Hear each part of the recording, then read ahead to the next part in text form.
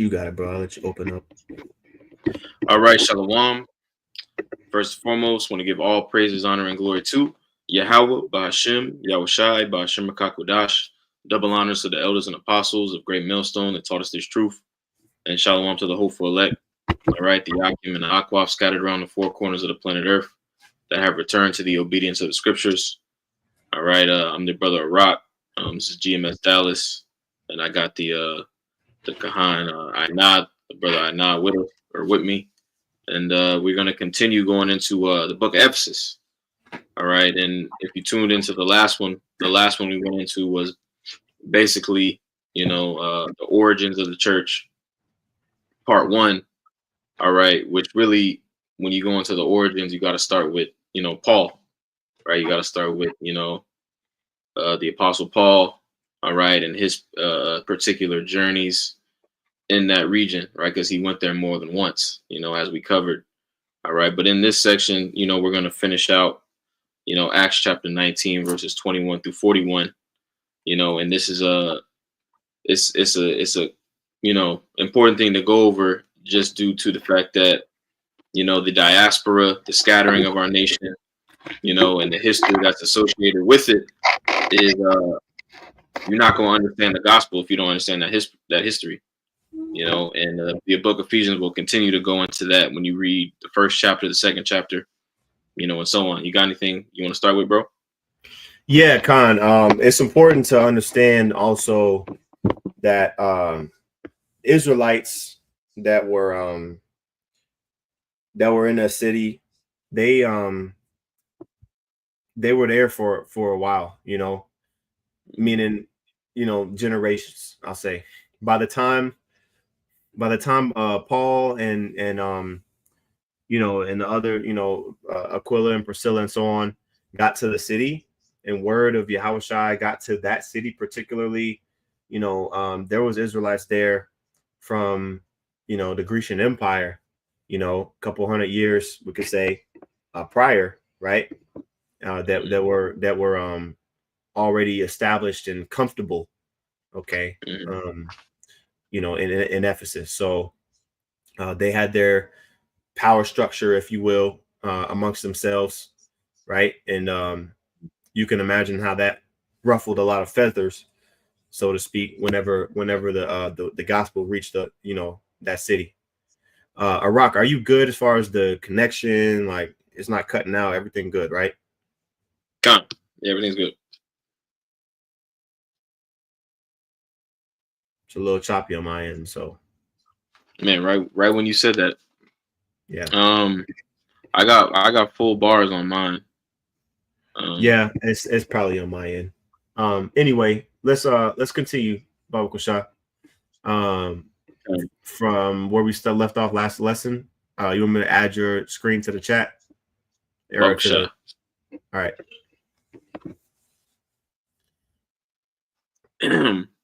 All right, this is the book of Acts, chapter 19 and verse 21.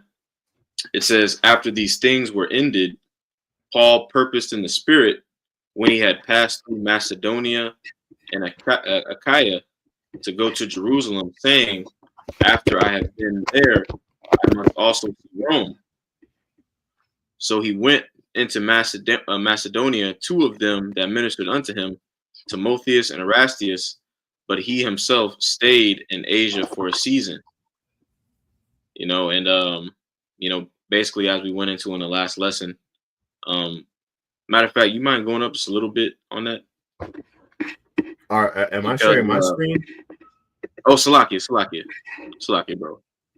Let me go up a little bit. Come.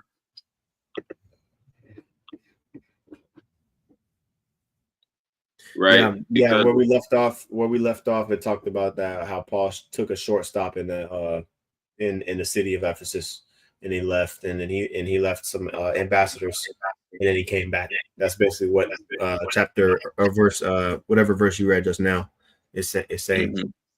Yeah, you got it, bro. Yep. Because we had went into the account, previously about, how the those other Israelites were calling on the names, and it ended up backfiring on them, but I just wanted to touch on that part. But this is Salakia, Acts chapter 19 and verse 22. It says, so he went into Macedonia, two of them that ministered unto him, Timotheus and Erastius, but he himself stayed in Asia for a season. And the time there arose no small stir about that way, for a certain man named Demetrius, a silversmith, which made silver shrines for Diana, brought no small gain unto the craftsmen. All right, now. Yeah. You got it, bro. I'll let you speak first. Basically, when you go into the history of the city, the cult of Artemis was a major sect in the city, and you had basically a lot of jakes and a lot of Salakia. You had a lot of jakes basically making merchandise based off of the idol. The same way how here in Babylon the Great, you have certain idols, certain celebrities that basically, monetize themselves, right? They sell particular merchandise. They sell, particular, things, merch. All right. Well, back in the ancient world, you had idols doing basically the same thing.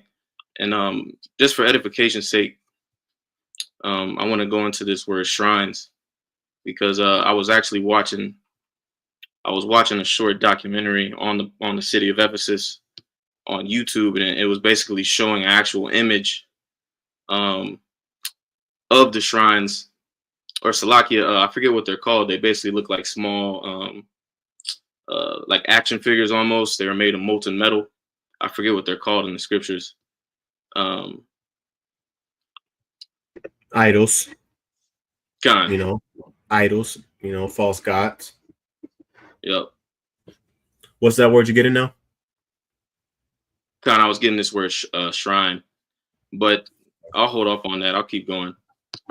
Oh, I mean, we get it. I mean, because basically what I was going to say is that it's important to understand, you had jakes there for a couple hundred years, the diaspora was known as Israelites that were spread out past Judea, and it's imperative to know the history of the Grecian Empire to really grasp the concept of what led to what we're reading here in Acts, right? So the things that happen between the Old Testament and the New Testament, that's what we're talking about.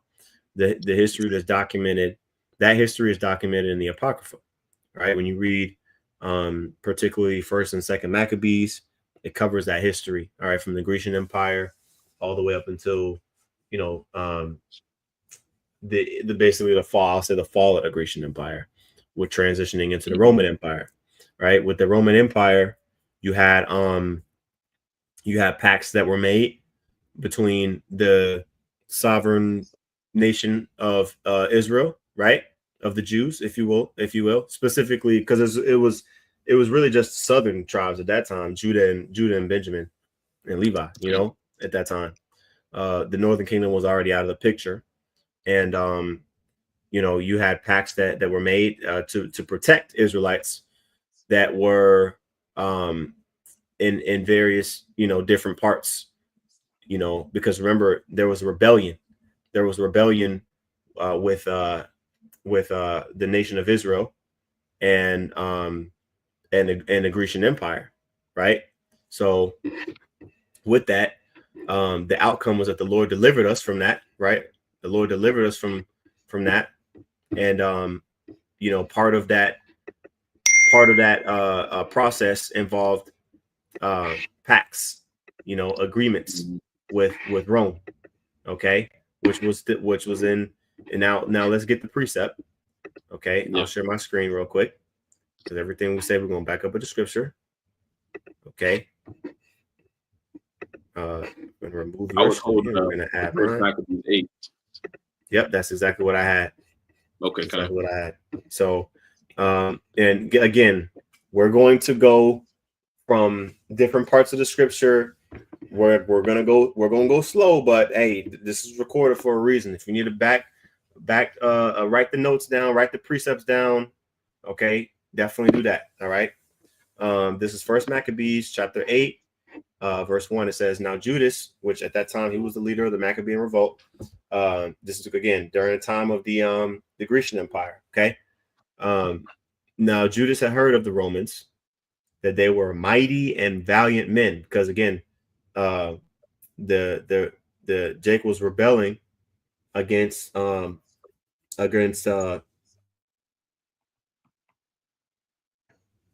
It says and such as would lovingly accept all that joined themselves unto them, and make a league of amity with all that came unto them.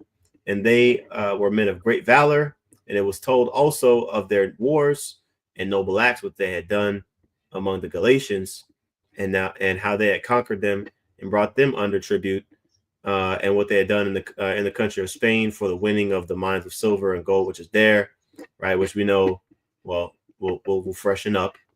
Okay. Let's see here. Where's Galatia at?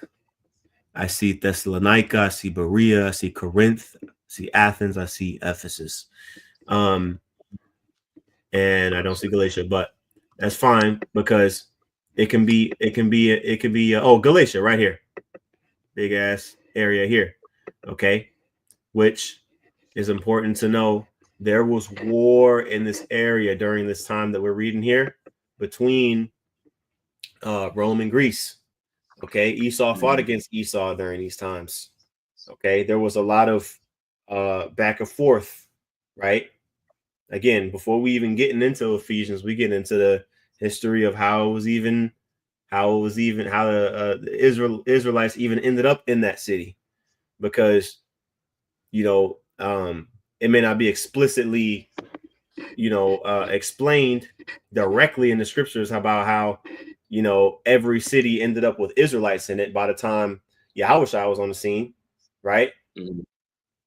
As far as like how this group of men went to this city, but it says how Israel was scattered, and there was a group of Jake that ended up coming back, to Jerusalem to to live and things like that. But there was also Israelites that was in other cities, right? So as Israel is revolting against the Grecian Empire, okay, you have Israelites in these other cities, all right, and they're basically getting word of like, okay, there's Israelites that's fighting against the Grecian Empire and they're winning, and so so this is part of the documentation, right, in this book, and there was pacts that were made. Okay, so I didn't want to get too deep into it, but this map here that we're using, we used it last lesson, all right, of modern day Turkey. Okay, you got all of these areas that were talked about, okay, in the scriptures. Like when you read 1 Peter 1:1, talks about the Israelite. Matter of fact, we'll get that too. We gotta back up what we're saying with the scriptures, man. Okay. Just to back it up, right? 1 Peter 1:1.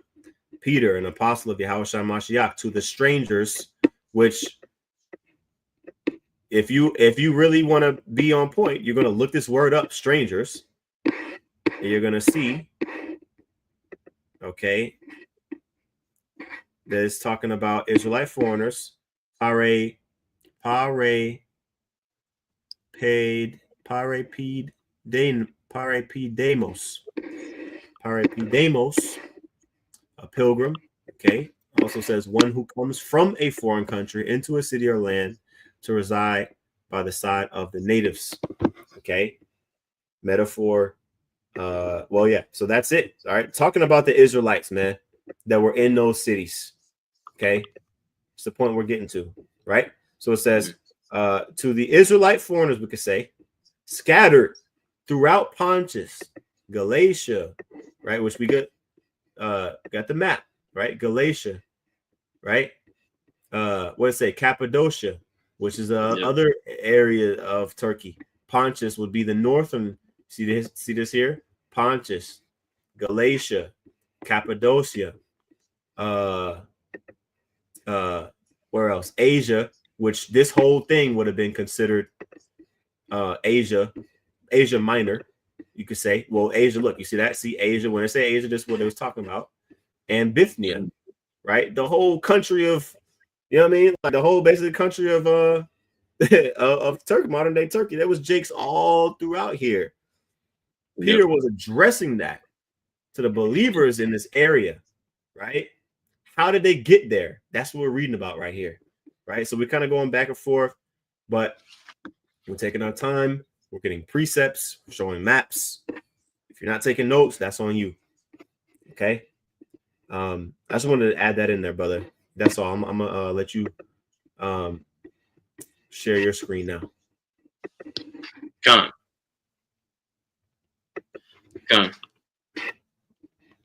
This is just Acts chapter 19 and verse 24. It says, "For a certain man named Demetrius, a silversmith, which made silver shrines for Diana, brought no small gain unto the craftsmen, whom he called together with the workmen of like occupation, and said, Sirs, ye know that by this craft we have our wealth."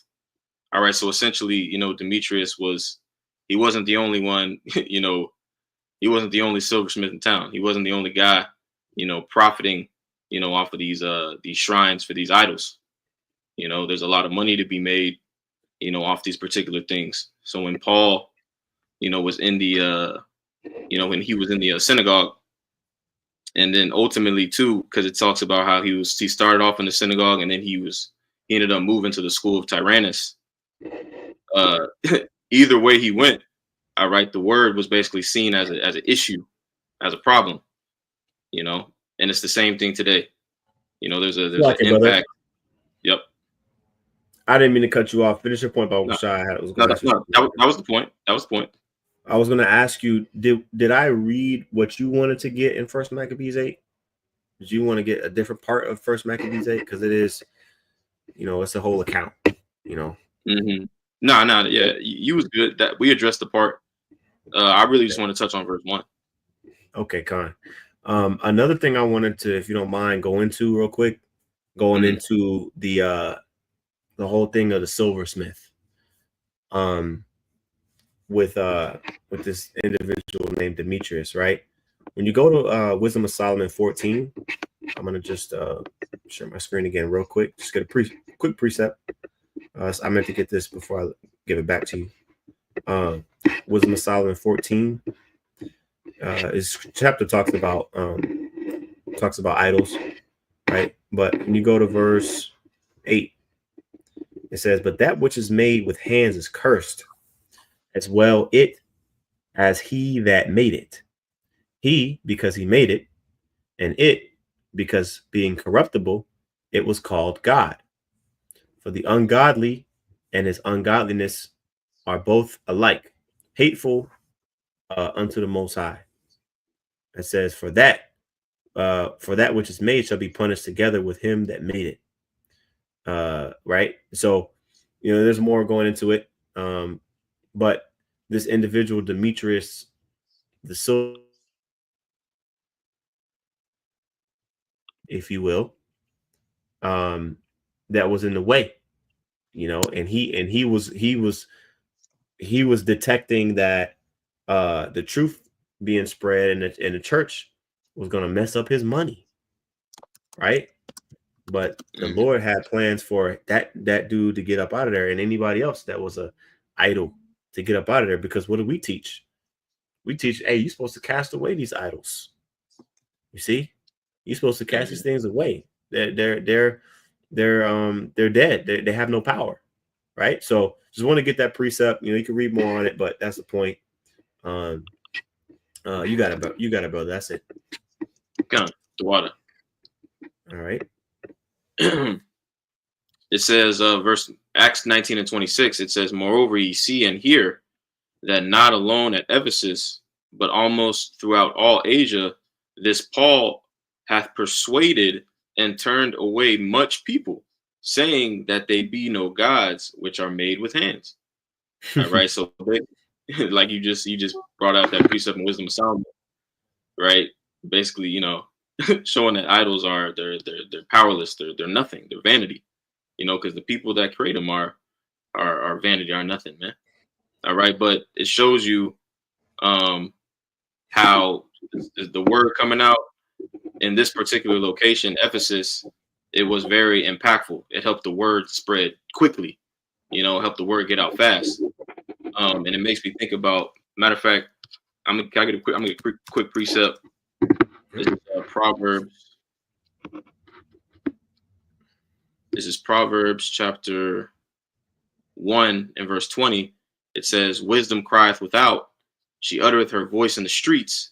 She crieth in the chief place of concourse." All right, and Ephesus essentially, based off of its location, based off of the particular economy, so to speak, having one of the seven wonders of the world. All right, and the temple the temple of Artemis. Right, it was a hot spot. The same way like we talk about New York City now. And the apostles being in New York City. New York City is like the main stage, of this side of the world and even beyond. But that was the point. Actually, no, I'll finish 21 out. It says she crieth in the chief place of concourse, in the openings of the gates, in the city she uttereth her voice or her words, saying, and that's the point right there. This word that Paul was pushing to Israelites that were dwelling in this particular region, it caused the word to be fruitful, and to multiply. But I'm gonna jump back. This is Acts chapter 19 and verse 27. It says, "So that not only this craft is in danger to be set at naught, but also that the temple of the great goddess Diana should be despised, and her magnificence should be destroyed, whom all Asia and the world worshipeth." And the point, a point you could make on that, right, is basically it's woman worship. The temple of the great goddess Diana. All right, that's basically matured all the way up until now to woman worship. Which is what we see running Babylon the Great. One of the main reasons Babylon the Great is likened unto a woman. Because everything is backwards here. All right. Yeah, and it's synonymous with Artemis, of Ephesus. It's the same thing. So when you see, I believe that comes up in there. 1 second.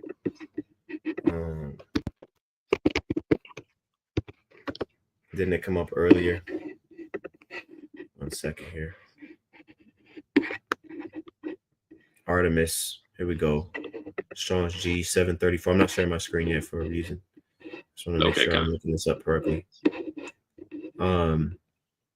Okay, so let me get this. I know we were looking up something in the Josephus about it. I think it would be good to get. Right. So let's get that real quick. Okay. I'm gonna share my screen here. Very good. All right, let me share my screen. This is from Josephus. What was it? Book 14, right?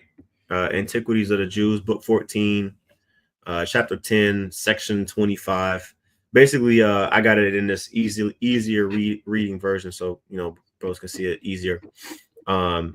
This was simply a list of decrees that the Maccabean revolt had made with Rome, and Rome's, I'll say Rome's, what's the word? The cities that were in league with Rome at the time. Okay. And if you scroll up, there's a list of decrees that were made from various cities to confirm their pact with the Jews, right? So it says the decree of the Ephesians, right? It says when Menophilus was in Pyranitis, on the first day of the month Artemisius. Now, check this out. They named their month Artemisius, okay, which is the same thing as Diana, Matter of fact, I click that word Diana. See if you see any relation to Artemis in that word in the Greek. Well, I continue reading this here. It says this decree was made by the people. Nicanor, the son of Euphemus, pronounced it upon the representation of the praetors. All right, it says, since the Jews that dwell in this city have petitioned Marcus Julius Pompeius, the son of Brutus, the proconsul, that they might be allowed to observe their Sabbaths and to act in all things according to the customs of their forefathers, without impediment from anybody, the praetor hath granted their petition. Now, check this out. It says specifically the Jews that dwell in the city of Ephesus, the city of the Ephesians, right? So this was during the times of the Maccabean revolt. Let's say between 300 and 200 BC. And so there were Israelites in these cities. Cities like Ephesus for a couple hundred years, up until the point when what we're reading here in Acts 19. So keep that in mind. What can happen over the course of 200-300 years to the customs of a people, right? How it can evolve, right? And things like that, and how people can amalgamate themselves with the other heathens that was there and the customs of that particular city, right? And you can see how entangled they got with those customs, right? So it says, let's see here. That was really the main thing. But you can see here it was ordained for them to have their own practices within the city. So that's why you have things like synagogues that were allowed to be there. Everybody knew that they were there, including heathens. They knew that it wasn't just secret places. They knew that there was these are synagogues. These were the Jews come and gather every Sabbath day to read the scriptures, and they were legally allowed to do that, right, under the Roman Empire, right? It says, according as it was decreed by the Senate and the people, that in this affair that concerned the Romans, no one of them should be hindered from keeping the Sabbath day, nor be fined for so doing, but that they may be allowed to do all things according to their own laws. So there was a degree of autonomy that the Israelites had, even outside of Judea. Again, this was a decree of the Ephesians, which we obviously were going into, was located in modern day Turkey, right? Ephesus being a metropolis here in Asia, right? This would have been the most highest traffic city of all the area of what was known here in the green. You can see of Asia. This would have been the key chief city. Okay, so just keeping that in mind. I just want to throw in that piece of evidence, if you will, and I'll give it back to you, my brother. Gun, the water, and that word. On that? Yep, I did. That word that you wanted, Diana. It is Artemis in the Greek. Strong's G735. Yep. I'll read a little bit of this excerpt on outline of biblical usage. It says, a very splendid temple was built to her at Ephesus. No, read the whole thing. Read the whole thing from okay, Artemis. That is to say, yeah, read that. Con. It says, Artemis, that is to say, the so-called Tauric or Persian or Ephesian Artemis, the goddess of many Asiatic people, to be distinguished from the Artemis of the Greeks, the sister of Apollo. A very splendid temple was built to her at Ephesus, which was set on fire by Hystratus and reduced to ashes. But afterwards, in the time of Alexander the Great, it was rebuilt in a style of greater magnificence. Right. So this was a god, the god of the Ephesians. It was known as the god of the Ephesians. Artemis was known as the god of the Ephesians, since the Grecian Empire. Now, fast forward hundreds of years later, you have the Roman Empire, which, It's very common knowledge that Greek gods, that Roman gods got their influence from Greek gods. So they would just copy and paste. Instead of saying a Greek name, they would say a Latin name, right? They would give it a Latin name. So Diana is Artemis. It's the same thing. Okay, just rebranded as a different name. Okay, so go ahead. Kind. I'm gonna jump back into Acts 19, unless you wanted more on that. No, that's good. Perfect.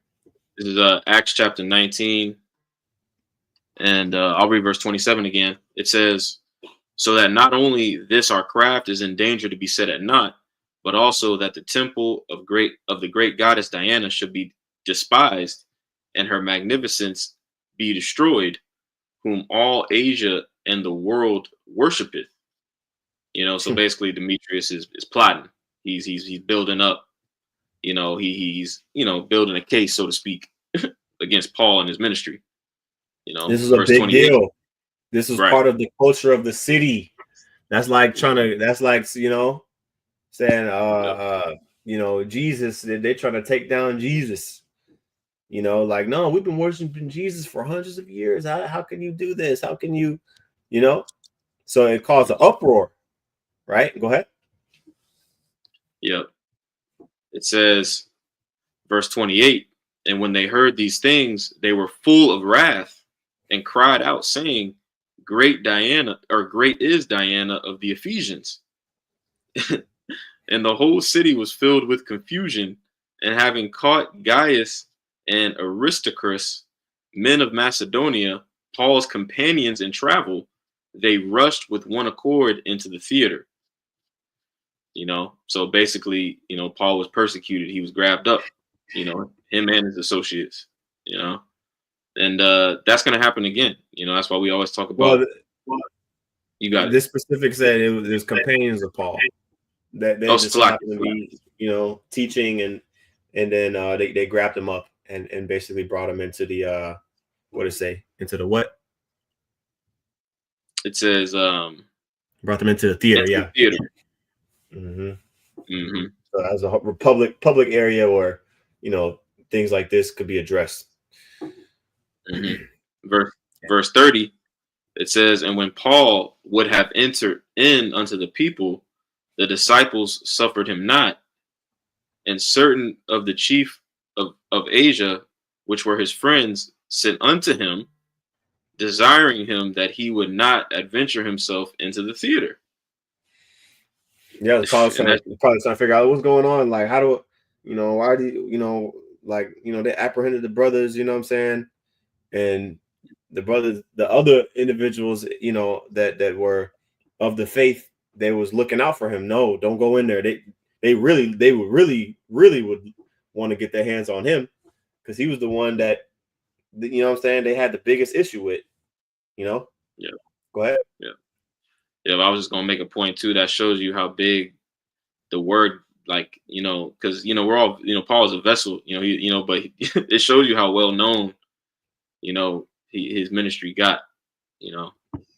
Verse 31, it says, "And certain of the chief of Asia, which were his friends, sent unto him, desiring him that he would not adventure himself into the theater. Some therefore cried one thing, and some of another, for the assembly was confused, and the more part knew not wherefore they wherefore they were come together." And basically what meaning, confused. They didn't even know why they was there. They just, they were just, yeah, greatest Diana, yeah. Who talking shit about Diana? Who? Looking for smoke.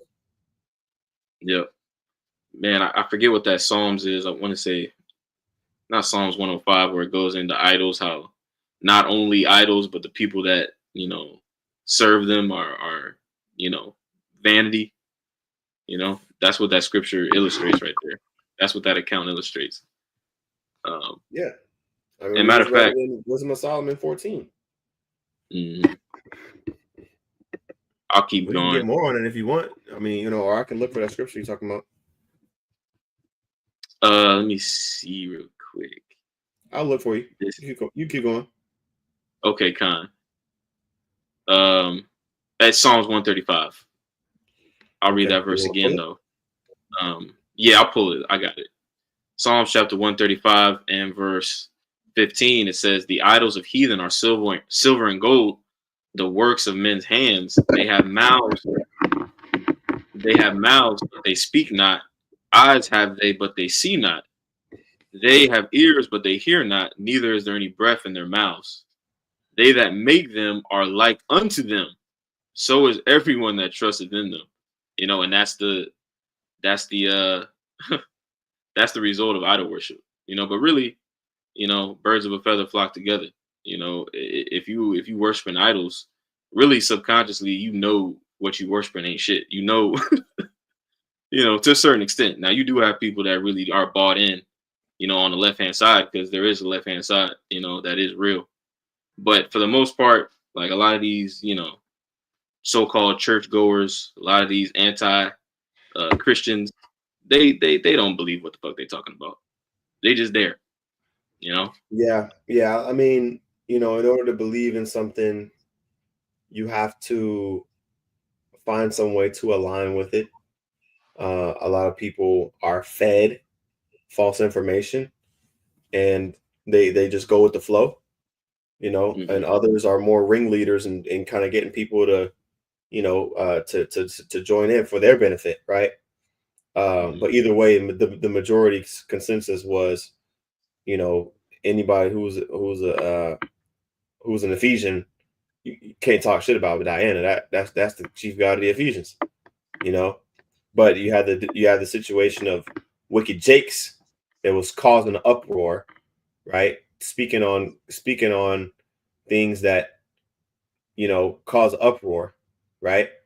And saying that Yahushua is the only begotten Son of the Most High, that's going to cause an uproar, because before it was just, oh, we're just keeping the laws, and we're just the Jews, we're going to keep the laws, and that's we're good, like we worship our God, and that's it, But then you have haters, you had Jakes, wicked Jakes. We read it earlier, lewd fellows of the baser sort. We read it last week. Niggas that causing uproars and causing strife, right? Because of something that they don't agree with. Talking about Israelites that knew that they were Israelites, Jews who lived in the circumcision, right? Who lived in Ephesus. You see, were a lot of these troublemakers, right? So continue on. Yep. This is Acts chapter 19 and verse 33. It says, "And they drew Alexander out of the multitude, the Jews putting him forward, and Alexander beckoned with the hand and would have made his defense unto the people. But when they saw that he was a Jew, all with one voice about the space of 2 hours cried out, Great is Diana of the Ephesians." In verse 35, it says, "And when the town clerk had appeased the people, he said, Ye men of Ephesus, what man is there that knoweth not how the city of the Ephesians is a worshiper of the great goddess of Diana, and of the image which fell down on Jupiter?" You see that? So they bugging out. They like, man, you guys, okay, we can tell y'all ain't from here. Hey, didn't y'all know, like, everybody here worships Diana, like y'all trying to come stir up, y'all trying to come stir up the city, man. Nobody's gonna convert to you guys, right? Everybody knows that this God, is divine intervention, right? So on and so forth. This is stuff that they believe in. Now we're reading this in 2025. I'm like, man, they was worshiping them dumb gods. They doing the same thing in 2025 with Caesar Borgia or Jesus, and then you got Israelite groups teaching, saying Jesus Christ like that's the name that's going to save you. Now I get it. You may use that when you're explaining that this is the man that the scriptures talk about, that it says Jesus Christ in the text, this is his real name, Yahushua Mashiach, right? Which is Yahushua. That's the transliteration, right? Jesus, I should say, is a transliteration of Yahushua. When you go into it. But these the town clerk, you know what I mean? Could have been an Edomite or whatever. He was trying to appease the people, right? So keep going. Con, I had a quick one. This is Matthew chapter 10 and verse 16 and 17. It says, "Behold, I send you forth as sheep in the midst of wolves. Be ye therefore wise as serpents and harmless as doves." So, what Paul is going through, and ultimately what we'll go through, it's a part of the job description. It comes with the territory. The Lord explicitly stated, basically the atmosphere, all right, in which we would be preaching the word. All right. Verse 17, it says, "But beware of men, for they will deliver you up to the councils, and they will scourge you in their synagogues. And ye shall be brought before governors and kings for my sake, for a testimony against them and the Gentiles." All right. And this account that we're reading in Acts 19 is an example. All right. This word is his word is powerful. All right. Hebrews 4 and 12. Word is quick and powerful. Sharper than any two-edged sword. Mind if I get a 1, 2? Pop shot. All right. This is St. John chapter 15, verse 18. You see here it's titled Disciples' Relation to the World. I'll use the words of the Yahushua. It says, "If the world hate you, you know that it hated me before it hated you. If you were of the world would love his own. But because ye are not of the world, but I have chosen you out of the world, therefore the world hateth you." Right? Backing up the point, what we're going into. Okay, we already know persecution will come to those that teach the word. Okay, these are the words straight from the Lord. He warned us. He let us know this. But I mean, remember how he was put to death, tortured, right, crucified by his own people. So we're not better than him. Okay, we're gonna go through the same things, right? It says, "Remember the word that I said unto you: the servant is not greater than his Lord. If they have persecuted me, they will also persecute you. If they have kept my saying, they will keep yours also." Right. So on the right side, the individuals that was what Yahushua and took heed to what he said, they're going to take heed to what his men say, right? And so that was it. I'll let you have it, brother. Con, I think we got about 5, 6 more verses, right? Yeah, let's go ahead and finish it out. This is Acts chapter 19 and verse 36. It says, "Seeing then that these things cannot be spoken against, ye ought to be quiet and do nothing rashly. For ye have brought hither these men, which are neither robbers of the churches, nor yet blasphemers of your goddess." If you don't mind, I'm gonna read these in the NLT real quick. I mean, I think it's quite clear. I mean, you got it, but I think it's quite clear.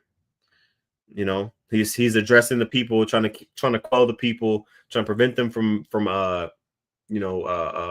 rioting, because they sitting here shouting. They're sitting here shouting, "Greatest Diana of the Ephesians" for 2 hours straight. They had demons on them. So you're like, man, damn. I mean, damn, 2 hours. They didn't have shit better to do but chant that for 2 hours. So he was trying to calm them down. He's like, "Look, man, well, keep reading. Go ahead. You reading NLT." Yep. It says, verse 38, or do you want me to? No. Okay, Con. Acts 19 and 36 in the NLT. It says, "Since this is an undeniable fact, you should stay calm and not do anything rash. You have brought these men here, but they have stolen nothing from the temple and have not spoken against our goddess." Okay, Con. And then that's the spirit too now. Verse 38, it says, "If Demetrius and the craftsmen have a case against them, the courts are in session, and the officials can hear the case at once, let them make formal charges. You see that? So it's like they were trying to stir up the people, talking about that nigga Demetrius. You know, it sounded like a nigga name anyway. Probably was a Jake that was making, a wicked Jake that was making money. You know what I mean? Off of the idols. Yeah, that's his only profession. Idol making. And like you said, in the idols, it could have been little pocket idols, it might seem okay. All the pictures and the images of Santa Maria that Northern Kingdom be having, the little pictures on the wall should be little, or they might have a little picture in their wallet of Mary standing on. They say it's supposed to be Mary standing on the devil, right? With her praying like in a little blue thing, right? Which we know that's Semiramis. Okay, that's an idol. It's the same spirit. It's the same thing. Artemis, right? And so Diana was just another female goddess idol.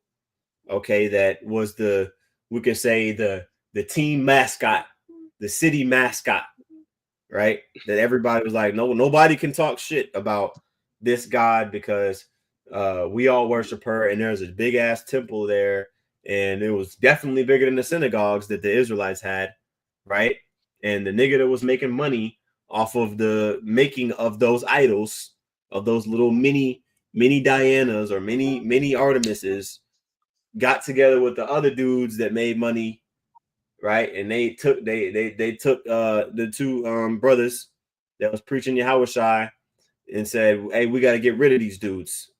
Okay. And then you had whoever the town clerk was say, hey, look, if y'all want to press charges, you got to take them to court and give them due process. Okay, go ahead. Verse 37, it says, for ye have brought hither these men, which are neither robbers of the churches, nor yet blasphemers of your goddess. Wherefore, if Demetrius and the craftsmen which are with him have a matter against any man, the law is open, and there are deputies. Let them implead one another. See that?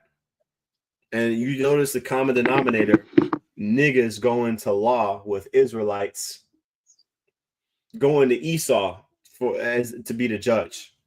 You see? And like the scripture says in Sirach 11, right? I'm gonna pull it real quick. Share my screen on my end.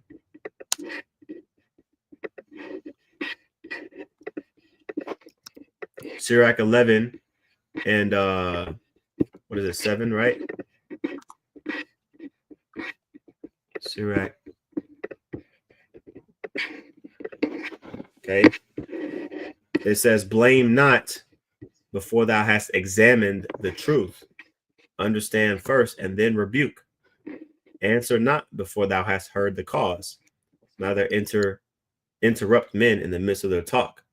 Right? So you can see that this town clerk, the Spirit of the Lord was on him to be just and say, okay, hold on, y'all saying that these men are guilty. All right, well, again, let them be seen before the judge. The courts are available. Let them be seen before a judge. Don't just try to condemn them, right? But you had wicked Jakes. You had Jakes that was being more wicked than Esau. If the town clerk was Edomite, which likely it would have been. Most of the mayors today are not Israelites. They're Edomites. Again, this being a metropolis in Asia Minor. Okay. So I'll share your screen. We can close it out. Con. It says, verse 39. It says, but if ye inquire anything concerning other matters, it shall be determined in a lawful assembly. For we are in danger to be called in question for this day's uproar, there being no cause whereby we may give account of this concourse. And when they had thus spoken, he dismissed the assembly. And basically, that shows you, the Romans, they didn't play that when it came to uproars. You know, they didn't play that when it came to, you know, there was law, there was order. You know, so the Lord put the Spirit basically, you know, on this man, as the priest said, to basically let these guys go, let the men go. You know. Mm-hmm. Yep, and you know, when you go into chapter 20, it talks about Paul, because majority of Acts is written from Paul's the stuff that Paul did. You know, where he went and when he went and how long he went there. But that doesn't take away from, as he's going to each city, he's establishing individuals, and he's converting brothers. You know, he's converting individuals, and setting up certain men amongst various different churches in these different areas, and stuff's going on, and the truth is flourishing, and you know, it's a domino effect, right? So that's the end of what we have as far as the events that occurred, and specifically that occurred in Ephesus. Now you do have a letter, or I'll say a brother that was sent to Ephesus, right? Which I don't know if you wanted to get that, you know, but you know, basically, you know, it was just an address, you know, Acts 20 and 17, which I don't think we really even need to really get. But you know, I mean, you know, yeah, you know, like it's basically an overview of what he was going over, you know. So I'll let you brothers read that, you know, because again, we're gonna go. This series is based off the letter to the Ephesians. Well, read Acts 20, okay, verses 17 on down. I don't know if you're sharing on your side, on down to shoot 38. You know, you know, it's basically a exhortation. You know what I mean? And then people don't like to get counsel, or people don't, not even counsel. People don't like to get exhorted.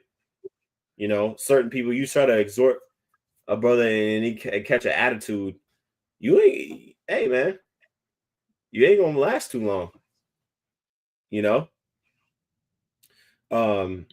So you know, that's all I have, brother. You know what I mean? That's all I think the point was made. What do you think?